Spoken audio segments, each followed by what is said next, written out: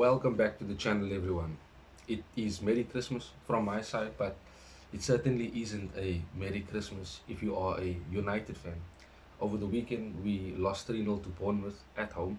And if you remember last season, under Ten Hag, that is exactly the same thing that happened. We lost 3-0 to Bournemouth at home. So what changed? In my opinion, nothing. A few players maybe, new signings, but the same mentality is still within the team. They still look devoid of confidence. They still don't want to run. There's still a lack of effort, a lack of fight, a lack of hard work that needs to be there as a standard, not just to beat your opponent, but also to play at a certain level yourself. And it is clear to see that Ruben Amorim can more now see who will not be here because there are quite a few players in this team that need to be replaced. The mistakes that we make is the same mistakes. The way we capitulate in games continues to happen. And this is good for Amorim to see because now he will be able to, shall I say, get rid of the players that don't want to give 100%. He's starting with Rashford, and again, he was omitted from the squad for Bournemouth. Who knows what happens for the next game against Wolves? We don't know. Does he come back into the squad? Is he still out of the squad? And you might as well think of it as an inevitability with Rashford potentially leaving in January. Now, there is talks of us looking to replace Rashford in January, but that obviously has to be a good deal. First of all, it needs to be a player on Rashford's level or higher, and it needs to be a good financial deal because everybody knows Man United is broke. We don't have money to go out there and splash on top quality stars. We need to be smart with the way we do our transfer dealings. And we do need new signings. You could say we need two transfer windows, three transfer windows, but it is evident that the players that we have in our team are not good enough. They're not good enough to beat the likes of Bournemouth. They're certainly not good enough to compete at the top or even compete to be in the top four.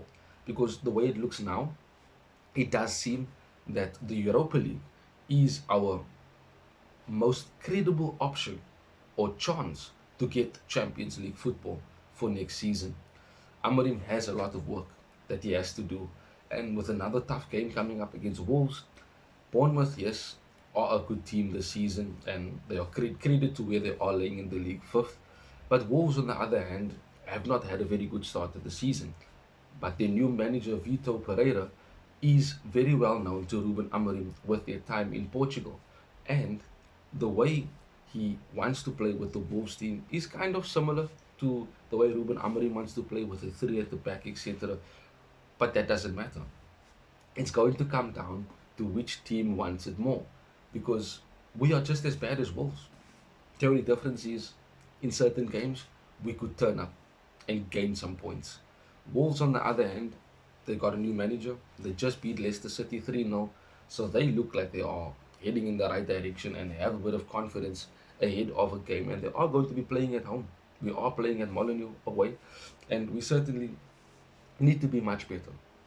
We need to win this game. Ruben Amorim in his press conference, he said that he just wants to win games. He knows it's a long-term project. He knows that, we are suffering right now. He knows that we are not happy. We are upset at the results and the performances. And he knows that. He said he's just as upset, just as annoyed, but he knows what he needs to do. He knows where we are going to go. He knows what needs to be done in order to progress into the level that Man United needs to be at. He was very vocal about wanting to win the Premier League, and that is the goal. And for us to get there, some of the players in our team will not be here come a year, 2 years down the line under Amorim. There will be changes to the team. And those changes could easily push us forward in a better mindset in terms of how we approach games, how we are mentally, but also physically. Because some of our players can't run. They're not strong enough on the ball. They're not strong enough in the air.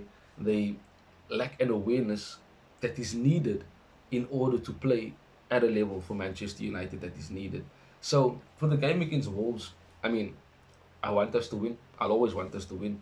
But it's going to be a tough game again, away from home. Wolves has never been easy for us, and with them having a bit of confidence, knowing that we're not in our best moment and we are not as confident, they are going to try and take advantage of that. They're going to try and come at us, and they are going to try and win the game. And we know that they can. We know the players that they have, most notably Mateus Cunha, who is linked to us to join us either in January or for the new season. But again, those are all future things and can happen and cannot happen. But we'll see. Cunha is a very good player, Premier League proven. We know what he does for Wolves. We know what he did for Atletico Madrid before he came to Wolves. So if he does come to United, I will not be complaining. It will be a player that will elevate our squad, because you look at the players who we do have, they certainly cannot do it at the level that is needed for Manchester United. So for this game, Ruben Amorim, in my opinion, continues to make changes, and I think he should go with Onana in goal. Yoro needs to come in and start. Maguire for the set pieces and for the height that he has, because Wolves are very good at set pieces and will look to use that as a tactic against us in order to score goals. So Maguire should come in.